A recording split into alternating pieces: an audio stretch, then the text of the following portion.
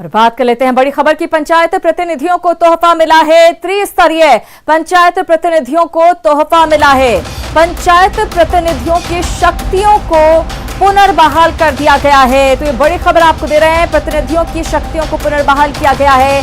अगले 6 माह या चुनाव होने तक के लिए इन्हें पुनर्बहाल किया गया है।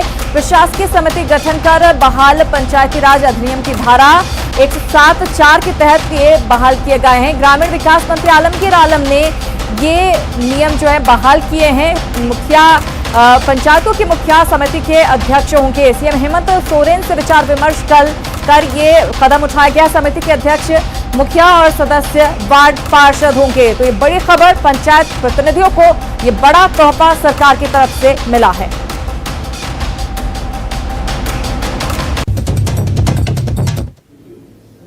के लोगों के विकास की बात हम करते हैं, ग्रामीण सरकार की बात हम करते हैं, तो माननीय मुख्यमंत्री जी, हमारे विभाग के लोग, हम लोग ने बैठकर ये निर्णय लिए कि समिति के माध्यम से त्रिस्तरीय पंचायती राज को सुचारू रूप से 6 महीना तक चलाया जाए। और उसके लिए हम लोग एक जो मुखिया होते हैं उसका एक मुखिया अध्यक्ष के रूप में काम करेंगे। उसके जो मेंबर्स होते हैं वो सदस्य के रूप में काम करेंगे। और जो हमारे पंचायती राज के पदाधिकारी हैं, जैसे बीपीओ हो गए, उसको भी उसमें जोड़ा जाएगा, सीआई को जोड़ा जाएगा और एक नॉमिनेटेड लोग रखा जाएगा उसी पंचायत का। और इससे हम लोग 6 महीना तक पंचायती का काम काज कराएंगे। इसके लिए आज नोटिफिकेशन कर दिया गया है।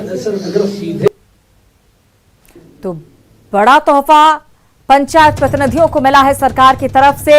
6 महीने के लिए उनके जो काम है वो बढ़ा दिया गया है आगे 6 महीने, या फिर जब तक अगला चुनाव नहीं होता है तब तक के लिए उनकी शक्तियों को एक बार फिर से बहाल कर दिया गया है। अगले 6 महीने तक ये सभी काम अपना करते रहेंगे। और दरअसल पंचायती राज अधिनियम की धारा 107(4) के तहत यह व्यवस्था बहाल की गई है। मंत्री आलमगीर आलम को आप सुन रहे थे, जिन्होंने ये जानकारी दी है। पंचायतों के मुखिया समिति के अध्यक्षों के अविनाश कुमार हमारे साथ जुड़ गए हैं, उनसे लेंगे ज्यादा जानकारी। अविनाश, पंचायत प्रतिनिधियों को सरकार ने एक बड़ा तोहफा दिया है 6 महीने का, या फिर जब तक चुनाव नहीं होता तब तक के लिए एक्सटेंशन दे दिया है?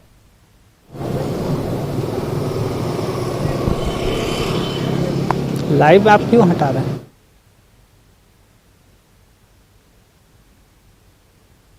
अविनाश से हम बातचीत करने की कोशिश करेंगे, लेकिन आपको एक बार फिर से बता दें कि प्रदेश सरकार ने पंचायत प्रतिनिधियों को बड़ा तोहफा नए साल पर दिया है। प्रतिनिधि जो हैं उनकी शक्तियों को पुनर्बहाल किया गया है, यानी कि अगले 6 महीने तक या फिर जब तक पंचायती राज चुनाव अगला नहीं होता है तब तक वो अपना काम करते रहेंगे। उनकी शक्तियां जो हैं बरकरार रहेंगी। ये खुद मंत्री आलमगीर आलम ने घोषणा की है और आपको सुनाते हैं मंत्री ने क्या कुछ कहा है घोषणा करते हुए।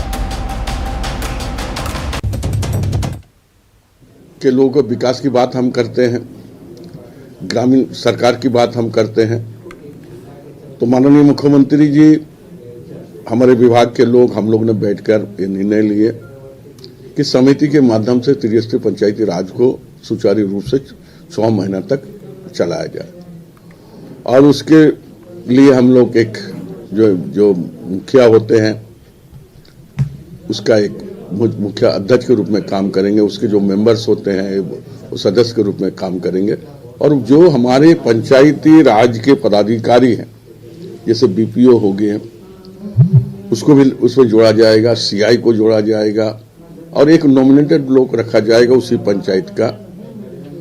और इससे हम लोग 6 महीना तक पंचायती का काम काज कराएंगे। इसके लिए आज नोटिफिकेशन कर दिया गया है। अविनाश हमारे साथ जुड़ गए हैं, उनसे ज्यादा जानकारी लेंगे। अविनाश, पंचायत प्रतिनिधियों को सरकार ने बड़ा तोहफा दिया है, अगले 6 महीने का एक्सटेंशन उन्हें मिला है।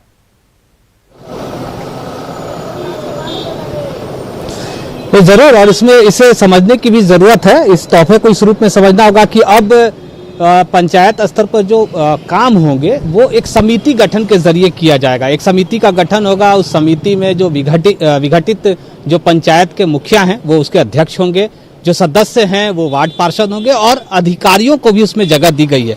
पहले जो होता रहा है, जो चुनाव के बाद जो मुखिया का एक रोल रहा है, एक स्वतंत्रता रहती थी, वो स्वतंत्रता आपको इसके अंदर, इस समिति के अंदर नहीं मिलेगी। यहाँ आपको किसी भी योजना को लेकर सबकी सहमति बनानी होगी।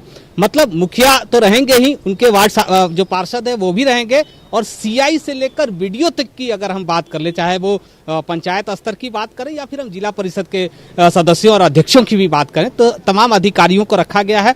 इसके अलावा एक मनोनीत सदस्य को रखा जा रहा है।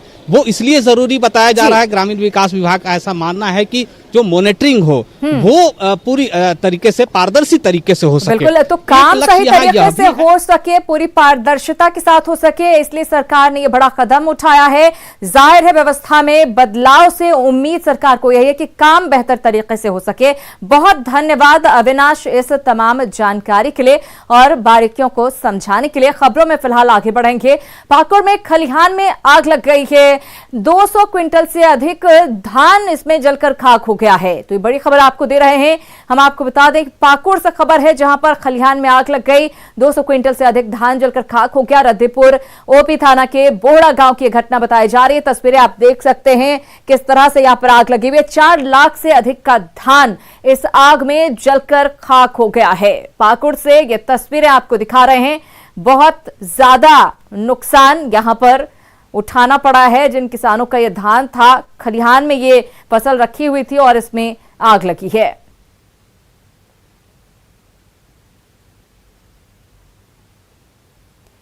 सोमवार को रांची में सीएम हेमंत सोरेन का काफिला रोकने के मुख्य आरोपी भैरव सिंह ने सिविल कोर्ट में सरेंडर कर दिया है।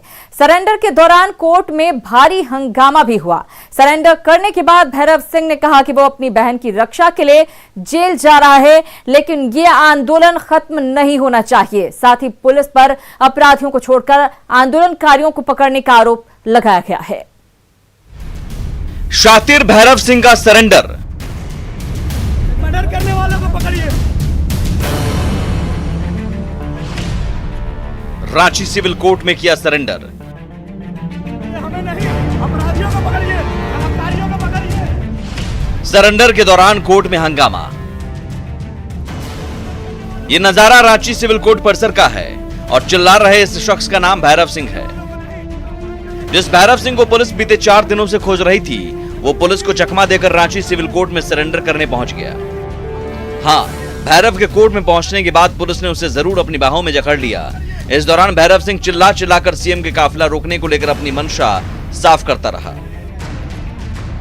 माननीय मुख्यमंत्री जी का अपमान करने का हम लोग कोई इरादा नहीं है, ना कभी था, लेकिन मुख्यमंत्री जी आपसे आग्रह है, अपराधियों को पकड़िए, हमें नहीं। भैरव सिंह के सरेंडर के दौरान कोर्ट परिसर में जमकर हंगामा हुआ। वहीं सरेंडर करने के बाद भैरव सिंह ने कहा कि मैं अपनी बहन की रक्षा के लिए जेल जा रहा हूं और ये आंदोलन खत्म नहीं होना चाहिए। आंदोलन समाप्त नहीं होना चाहिए। मैं जेल जा रहा हूं अपनी बहन की रक्षा के लिए। हम लोग आंदोलन करने वालों को जेल में भर दिया जाता है, आंदोलन करने वालों को जेल में भरा जाता है। अपराधी लोग जो हैं वो आज भी खुले घूम रहे हैं। बलात्कारियों को पकड़िए, मर्डर करने वालों को पकड़िए, आंदोलन करने वालों को नहीं। माननीय मुख्यमंत्री जी का अपमान करने का हम लोग कोई इरादा नहीं है, ना कभी था, लेकिन मुख्यमंत्री जी आपसे आग्रह है, अपराधियों को पकड़िए, हमें नहीं। अपराधियों को पकड़िए, बलात्कारियों को पकड़िए। आपको बता दें कि बीते 4 जनवरी को सीएम हेमंत सोरेन के काफिले को रोकने की कोशिश की गई थी। मामले में अब तक 50 लोग हिरासत में लिए गए हैं, जबकि 30 लोगों को गिरफ्तार भी किया गया है। वहीं 65 लोगों को नामजद अभियुक्त भी बनाया गया है। फिलहाल पूरे मामले की जांच 2 सदस्यीय हाई लेवल कमेटी कर रही है। न्यूज़ 18 के लिए रांची से ओम प्रकाश की रिपोर्ट। दरअसल रांची के और मांझी में 3 जनवरी को युवती की हत्या मामले में पुलिस के हाथ अभी तक खाली हैं। पुलिस घटनास्थल से 10 किलोमीटर के दायरे में स्थित सभी घरों में तफ्तीश कर चुकी है। पुलिस ने अब तक करीब 50 लापता युवतियों के परिजनों से भी संपर्क साधा है। एफएसएल की टीम के साथ एसआईटी की टीम ने आज फिर घटनास्थल का निरीक्षण कर नए सिरे से सबूतों को इकट्ठा किया। मौके का जायजा लिया न्यूज़ 18 संवाददाता ओम प्रकाश ने। और मांझी थाना क्षेत्र में हुई युवती की हत्या के मामले में पुलिस के हाथ अब भी खाले हैं और इसी मामले को लेकर पुलिस की टीम जो है वो आज भी जंगलों के खाक छान रही है। वहीं आसपास के इलाकों की भी जो खोजबीन है वो की जा रही है। आसपास के घरों के को भी खंगाला जा रहा है। एफएसएल की टीम आज फिर एक बार घटनास्थल पर पहुंची और मामले की गहन छानबीन की। इस दौरान पुलिस के तमाम अधिकारी जो हैं, जो इलाके के एसआईटी के टीम मेंबर हैं, वो भी यहां पर मौजूद थे। वहीं देख सकते हैं कि पुलिस जो है और एसआईटी की टीम लगातार पीओ और उसके हर आने जाने वाले रास्तों की भी जांच कर रहे हैं ताकि कोई अहम सुराग जो है उनके हाथ लग पाए। तो फिलहाल देखा जाए तो पुलिस 5 दिनों के बाद भी इस मामले में पुलिस जो है वो फिलहाल अभी भी जंगलों के खाक छान रही है, सबूतों के लिए लगातार जद्दोजहद कर रही है, लेकिन पुलिस के हाथ कुछ भी नहीं आ रहा है। अब देखना होगा कि इस अनुसंधान के बाद पुलिस के हाथ क्या कुछ आता है, क्योंकि मामले में हर कोई पुलिस से यही सवाल पूछ रहा है कि निर्भया का हत्यारा कौन है और उसे कब तक सलाखों के पीछे पहुंचाया जाएगा। रांची से ओम प्रकाश, न्यूज़ 18 रांची।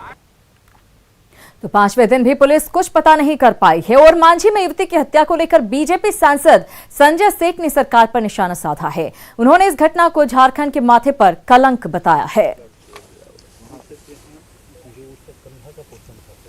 तो मांझी की जो घटना हुई, धड़ मिल गया, सिर अभी तक नहीं मिला है। 20 वर्ष की एक बेटी थी।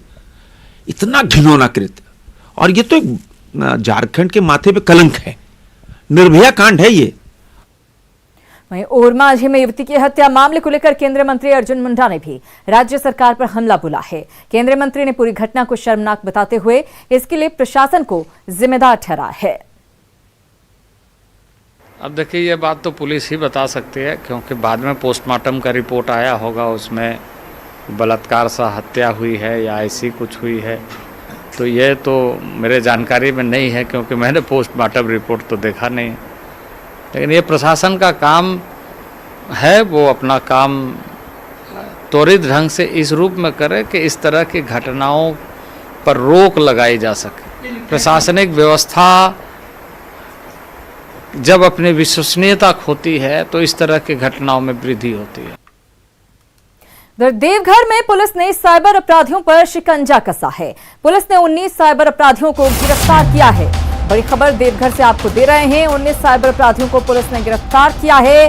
पुलिस ने सारठ, मधुपुर, सारवा, कुंडा और सोनाराय ठाड़ी थाना इलाके में कई जगहों पर ताबड़तोड़ छापेमारी की, जिसमें पुलिस ने 19 साइबर अपराधियों को गिरफ्तार किया है। साइबर अपराधी बैंक अधिकारी बनकर KYC के लिए OTP हासिल कर लोगों के खाते से राशि उड़ा लेते थे। इनके पास से पुलिस ने 25 mobile phone, 44 SIM card, 4 ATM card, 7 passbook, 1 chequebook और 1 लैपटॉप बरामद किए हैं। फिलहाल पुलिस इनसे मिले इनपुट के आधार पर दूसरे साइबर अपराधियों का सुराग तलाशने की कोशिश कर रही है। मधुपुर, देवीपुर, सारठ, सारवा और कुंडा थाना क्षेत्र में छापामारी की गई है और 19 साइबर क्रिमिनल्स को गिरफ्तार किया गया है। उनके पास से 25 mobile, 44 SIM, 4 ATM, 7 passbook, 1 chequebook और 1 लैपटॉप बरामद हुआ है। जोहार झारखंड में एक बार फिर से आप सभी का स्वागत है। चतरा के टंडवा में DGP MV राव ने DIG और SP समेत पुलिस अधिकारियों के साथ मीटिंग की। बैठक में कोयला अंचल में बढ़ते नक्सल गतिविधियों पर नकेल, कोयले की काले खेल और टेरर फंडिंग मामले पर चर्चा हुई। DGP MV राव ने एक बार फिर कहा कि TSPC उग्रवादियों का सफाया करेंगे और उनके गलत मंसूबों को सरकार कामयाब नहीं होने देगी। ये TPC नाम का एक क्रिमिनल संगठन को नामो निशान मिटा देंगे हम लोग। एंड अति भयानक और पूरे ताकत के साथ इनका कुचल दिया जाएगा। अभी लोगों को लूटने वाला माफिया गिरोहों के साथ ये लोग हाथ मिला के हथियार चमका रहा है। तो अब हथियार चमकाने की क्या नतीजा होगा हम लोग सिखा देंगे।